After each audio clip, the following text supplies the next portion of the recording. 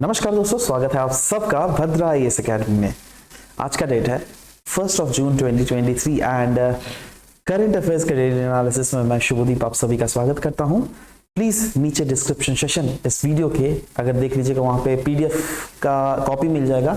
आप अगर चाहे तो उसको डायरेक्टली वहां से डाउनलोड भी कर सकते हैं। चलिए सबसे पहला आज का न्यूज यहाँ पे बिना टाइम वेस्ट किए देखते हैं रिगार्डिंग चाइना, जिन्होंने सेंड किया है अपना पहला सिविलियन, ध्यान दीजिएगा एस्ट्रोनॉट नहीं, I am talking about civilian, China ने भेजा है स्पेस में। और इसी के साथ चाइना का जो सेंजाओ 16 स्पेसक्राफ्ट है उसमें लॉन्च किया गया है तीन एस्ट्रोनॉट के साथ एक first Chinese civilian Tiangong space station, जो कि चाइना का स्पेस स्टेशन है, उसमें सेंड किया जा रहा है, राइट। तो टियांगोंग स्पेस स्टेशन जो है ये अनडाउटेडली एक चाइनीज स्पेस स्टेशन है जिसको बिल्ड किया गया है दैट उसको जैसे इंटरनेशनल स्पेस स्टेशन है ना, वैसे ही टियांगोंग स्पेस स्टेशन भी लो अर्थ ऑर्बिट में as a part of China manned space program launch किया गया है। जो क्या लो अर्थ ऑर्बिट मतलब कितना ऑल्टीट्यूड, ये जो टियांगोंग स्पेसक्राफ्ट कितना ऑल्टीट्यूड में रहने वाला है, around 340 kilometre from the mean sea level to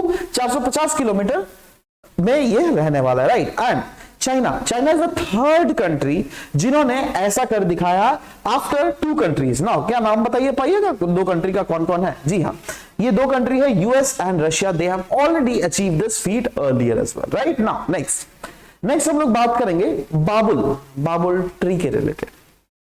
ये न्यूज में है क्योंकि एक स्टडी किया गया था जहां पर पाया गया दैट बाबुल जो ट्री है ना, ये एक एरिड ऑफ कोर्स प्लांट है और इसके बहुत सारे बेनिफिट्स है। तो इसके बेनिफिट्स ही हम लोग डिस्कस करेंगे ना। आप सोचोगे ना यार बाबुल पेड़ का बेनिफिट क्या, ये आएगा क्या, ये न्यूज क्वेश्चन में आ सकता है कभी भी एपीएससी या फिर यूपीएससी में फ्यूचर। देखो वी कैन नॉट प्रेडिक्ट, आपने तो इस बार यूपीएससी का क्वेश्चन देख ही लिया था, कितना एनिमल रिलेटेड क्वेश्चंस आए थे, फैक्ट्स रिलेटेड क्वेश्चंस।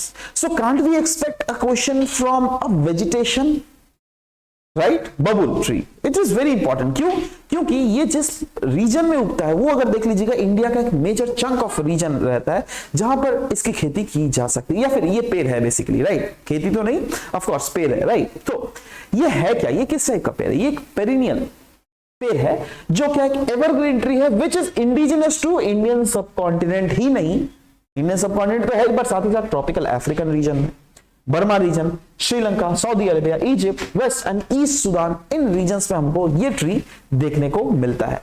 ये ट्रॉपिकल और सब ट्रॉपिकल रीजन ऑफ इंडिया में हमें देखने को मिलता है एंड इसकी न्यूट्रिशनल वैल्यूज भी है। जी हाँ, इसके सीड्स अगर देख लीजिएगा उससे हम protein, fibre, fat, carbohydrate, potassium, phosphorus, magnesium, iron, manganese what not क्या नहीं एक्सट्रैक्ट कर सकता है। इनफैक्ट यह एक नेचुरल फूड प्रिजर्वेटिव के तहत काम करता है, क्योंकि अब देखो नेचुरल फूड प्रिजर्वेटिव इसका क्या कैरेक्टरिस्टिक्स फॉलो करता है, इसके पॉड एक्सट्रैक्ट्स होते हैं ना, उसको हम लोग सिंथेटिक फूड प्रिजर्वेटिव्स जो हम लोग मैन्युफैक्चर करते हैं उससे हम उसको रिप्लेस आराम से किया जा सकता है। इनफैक्ट यह एक इन्वायरमेंट फ्रेंडली पेस्ट कंट्रोल के तहत भी काम करता है, राइट। क्योंकि बबूल सीड ऑयल जो है इसको ऑल्टरनेटिव हम यूज कर सकते हैं as a chemical pest control thing, right. क्योंकि केमिकल पेस्ट कंट्रोल एक्ट उससे भी तो हम लोग पेस्ट को कंट्रोल करते हैं, बट यस इस बबूल सीड ऑयल से भी हम उस पेस्ट को कंट्रोल किया जा सकता है। इसके कुछ मेडिसिनल प्रॉपर्टीज भी हैं, जैसे यंग लीव्स कहा जाता है उसको अगर खाएगा तो डाइजेशन इंप्रूव होगा। वुडी जो स्टेम्स होता है उससे आप अपने दांत को साफ कर सकते हैं टीथ क्लीन के लिए, या फिर आपके जो दांत के गम्स है ना, ये गम्स को हेल्दी रखा जाता है, राइट। वैसे ही बार्क ट्रीज बर्न्स, मतलब बार्क जो होता है ट्रीज के, उससे जो है बहुत कुछ ट्रीटमेंट होता है, जैसे बर्न्स ट्रीट्स होते हैं, बहुत सारे स्किन डिजीजेस, एंड अगर आपके कहीं पे वॉन्ड हुआ है तो उसको इन्फेक्टेड वाले रीजन में उसको डाला जा सकता है ना। इनफैक्ट इससे जो रेजिन है ना, it helps with various health issues as well. Next will be talking about light weight payment system. ध्यान देना, लाइट वेट पेमेंट सिस्टम बहुत ज्यादा इंपॉर्टेंट है। क्यों, मैं आपको बतलाऊंगा। आरबीआई ने कॉन्सेप्चुअलाइज किया है यह लाइट वेट पेमेंट और सेटलमेंट सिस्टम। ना ये लाइट वेट पेमेंट इतना पेमेंट सेटलमेंट सिस्टम है यार, इसका क्या जरूरत पड़ गया था? देखो इसको आप कहीं से भी ऑपरेट कर सकते हो by bare minimum staff in exigency such as natural calamities या फिर वॉर। सोचो कल को कोई ऐसा रीजन है जहां पर कैलमिटीज आ गया, कुछ नेचुरल कैलमिटी या फिर वॉर वाले सिचुएशंस आ गए, राइट, वहां पे बैंकिंग सिस्टम डिसरप्ट हो जाता है, राइट, हो ही सकता है, देयर इज हाई प्रोबेबिलिटी, हो गया तो क्या करोगे? तब कुछ एक ऐसा सिस्टम तो होना चाहिए ना जो कि एटलीस्ट बैंकिंग सर्विसेज को प्रॉपर्ली स्ट्रीमलाइन कर सके। वही है यह light weight payment and settlement system, जो क्या कॉन्सेप्चुअलाइजेशन है आरबीआई का। देखो कहीं ना कहीं मुझे लग रहा है दैट सरकार बहुत बड़ा कुछ सोच रही है। आप हर चीजों में फोकस करना, you will observe one thing that defence manufacturing में हम लोग कितना आगे बढ़ रहा है, राइट, डिफेंस प्रोटोकॉल्स क्या क्या नहीं, कितने सारे हम लोग मिसाइल्स टेस्ट कर रहे हैं, आप लोग देख रहे हो, कितने सारे सबमरीन्स प्रोजेक्ट्स बन रहे हैं, राइट, एयरक्राफ्ट करियर, क्या क्या हमारा अपना नहीं, ऑलमोस्ट हर एक सेक्टर में वी आर बिकमिंग आत्मनिर्भर, राइट। और जब ये सब किया जा रहा है, अब ये तो किस समय काम देगा? देखो कैलेमिटीज या फिर वॉर के समय। Is government preparing for war? That is a question. Anyways वो तो खैर बात की बात है। हम पहले लाइट वेट पेमेंट सिस्टम को समझने की कोशिश करते हैं, क्योंकि हमें ये नहीं पूछा जाएगा that light weight payment system किस वॉर में यूज किया जाएगा, पूछा क्या जाएगा इसके फीचर्स हम किससे समझेंगे, कंपेयर करेंगे जो क्या ऑलरेडी पेमेंट सिस्टम हमारे साथ अवेलेबल है। जैसे सबसे रोबस्ट पेमेंट सिस्टम जो क्या अवेलेबल है अभी तक का, वो है यूपीआई, यूनिफाइड पेमेंट इंटरफेस।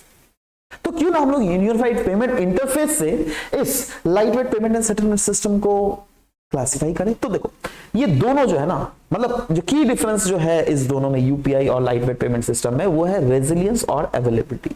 जैसे अगर यूपीआई की हम लोग सिर्फ बात करें तो यूपीआई एक कन्वेंशनल सिस्टम है जो क्या प्रायोरिटाइज करती है हैंडलिंग लार्ज ट्रांजैक्शंस, बड़े बड़े ट्रांजैक्शंस भी आप इससे कैरी फॉरवर्ड कर सकते हो।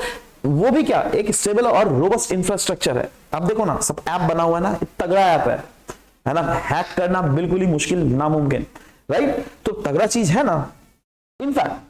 तो ये तो यूपीआई है, बट लाइट वेट सिस्टम की ये कैसी है? देखो लाइट वेट सिस्टम जो है ना, इसको ऐसे डिजाइन किया गया है जिससे ये इन सब को तो कैरी फॉरवर्ड कर ही सकता है, बट साथ ही साथ ऑपरेट कर सकता है उस टाइप के सिचुएशन में जो क्या वोलाटाइल या फिर एक्सट्रीम कंडीशंस जैसे वॉर वाले सिचुएशंस प्रिवेल कर रहे हो, that too with a regular payment system may not, जहां पर उस टाइप के सिचुएशन में जहां पर शायद रेगुलर पेमेंट सिस्टम अवेलेबल ना हो, वहां पर भी ये सब चीजें अवेलेबल हो सकती है, राइट। नेक्स्ट बात करेंगे एवरग्रीनिंग ऑफ लोन्स के बारे में। नाउ ये नाम से क्या लग रहा है, एवरग्रीनिंग ऑफ लोन्स, मतलब लोन को एवरग्रीन कर देना, राइट, इसको समझते हैं, राइट। एवरग्रीनिंग मतलब लोन ऐसा नहीं, लोन को एवरग्रीन कर देना। जैसे क्या होता है ना, मेरा एक फाइनेंशियल इंस्टीट्यूशन है, आप लोन मांगने आ गए हम में से, ठीक है, आप एक बहुत बड़े बिजनेसमैन हो, और ऑफ कोर्स बहुत बड़े बिजनेसमैन, मैंने reputed businessman, right, of course मैं तो चाहूंगा यार लोन देने। आपने मांगा मेरे से लोन 200 करोड़ का, ठीक है, मेरी बैंक तो खुश, वाओ यार 200 करोड़, चलो इंटरेस्ट भी बहुत तगड़ा पैसा मिलेगा, खुश, मैंने दे दिया। अब आपका बिजनेस नीचे जा रहा है तो मेरे को तो लोन रिपे नहीं कर पाओगे ना आप जल्दी, राइट। तो से फॉर एग्जांपल टाइम पीरियड था लोन रिपे करने का सर्टेन पीरियड, तो फिर बट मैंने आपको थोड़ा छूट दे दिया, उन्होंने फिर मतलब आप मेरे से रिक्वेस्ट करना है दैट सर मेरे को छूट दे दो, मेरा बिजनेस फ्यूचर में तो अब ग्रो करेगा ही, आपके बैंक से इतना पास में भी लिया है और इतना तो भरोसा रखो, है ना। तो आप भले इंटरेस्ट फीस ना बढ़ा के आपने बोला था ठीक है चलो थोड़ा इतना पीरियड के लिए माफ कर देंगे, मतलब इनडायरेक्टली आपने कहीं ना कहीं उसको रियायत दी, है ना। मतलब शायद अगर उतना ये लोन किसी दूसरे इंस्टीट्यूशन से लेता तो शायद ज्यादा पैसे उसको देने पड़ते, but you are giving him concessions, है ना। और या फिर आप अगर सोचो उनका लोन देने का टाइम पीरियड था जनवरी तक, तो आपने उसको हटा के अगस्त तक कर दिया, ठीक है। तो इस टाइप का जो प्रोसेस होते हैं ना, उसको यूजुअली एवरग्रीनिंग कहा जाता है, राइट। इसमें क्या होता है, it is a practice where banks या फिर लेंडर्स एडिशनल फंड भी प्रोवाइड करते हैं, है ना। एडिशनल फंड मतलब जैसे मेरा तो 200 करोड़ तो दिया हुआ है, बट वो बोल रहे थे देखिए मेरे को और 50 करोड़ अगर मिल जाता तो मैं इसको उस 50 करोड़ को वहां पे लगा देता, कुछ भी बोल देगा, और जिससे कि आपका ये पूरा पैसा रिकवर हो सके। तो आप सोचोगे चलो भाई थोड़ा 50 करोड़ ही तो मांग रहा है, दे देते हैं, उससे 200 करोड़ तो आराम से ले ही लेगा।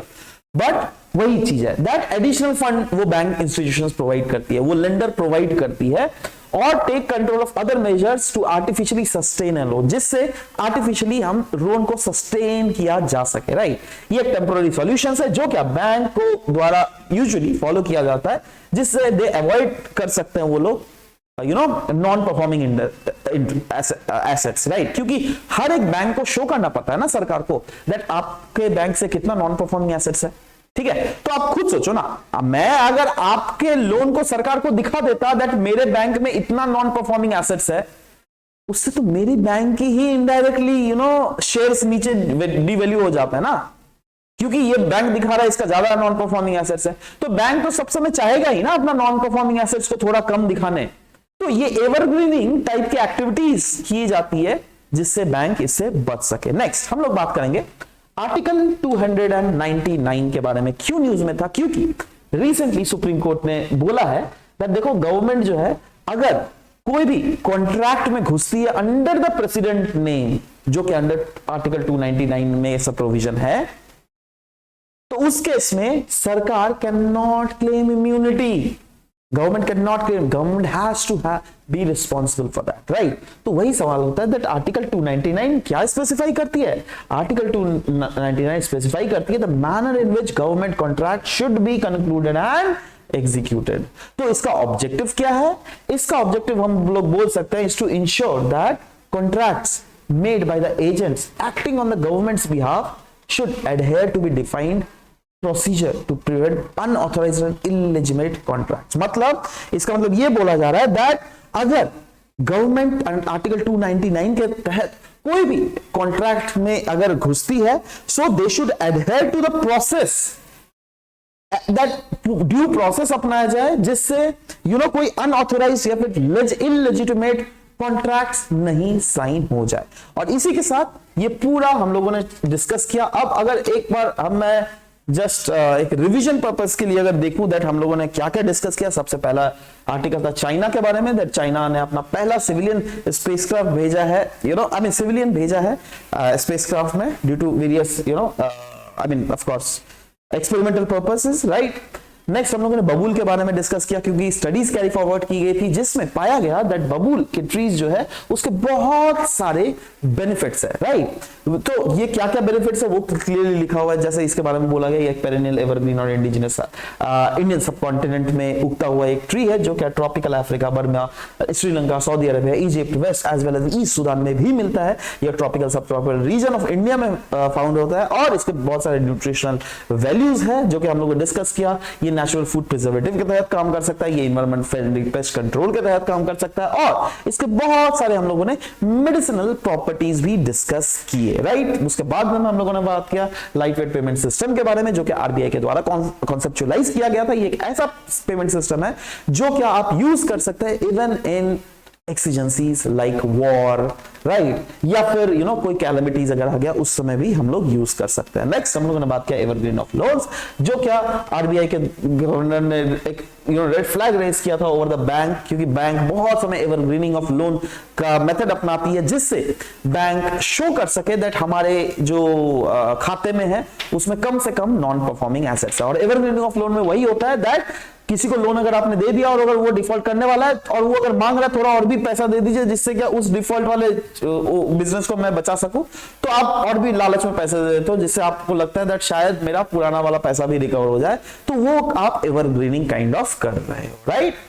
और आर्टिकल 299 के अंदर हम लोगों ने डिस्कस किया जिसके अंदर manner in which government contract should be executed या फिर कंट्रोल के बारे में बताया गया है। इसके बाद में ज्यादा भीतर में शायद ही आपसे पूछे, but yes we should know the knowledge about all this aspects, right. So with this guys I am concluding today's lecture. मिलते हैं आपके साथ नेक्स्ट क्लास में। Till then bye bye, take care and thank you for listening to the whole video. Thank you very much.